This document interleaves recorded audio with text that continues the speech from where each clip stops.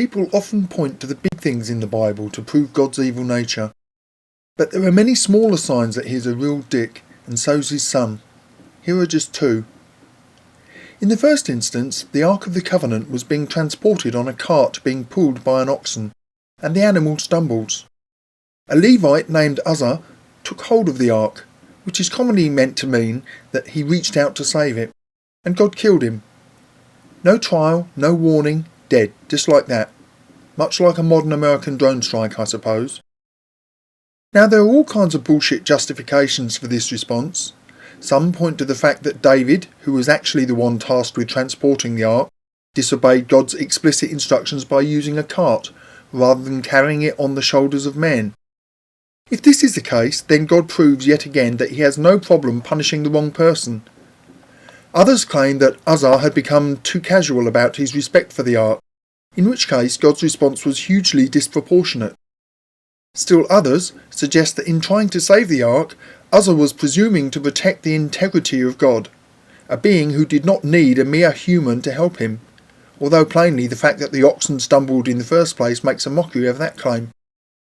And to hell with the fact that Uzzah was a loyal follower who was trying to help his master. Let's not praise his loyalty or, knowing what was in his heart, overlook his innocent presumption. Let's just murder him. Clearly God is a petty-minded, vindictive fuckhead with anger issues. And his son is just as bad.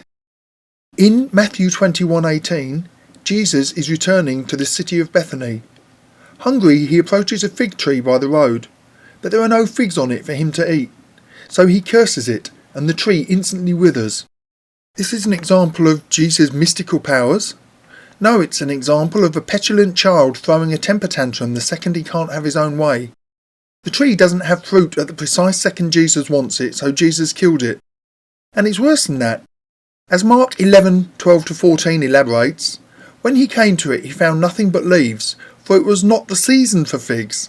So it wasn't even the right time of the year for fucking figs, yet Jesus goes on a rage kill because there weren't any.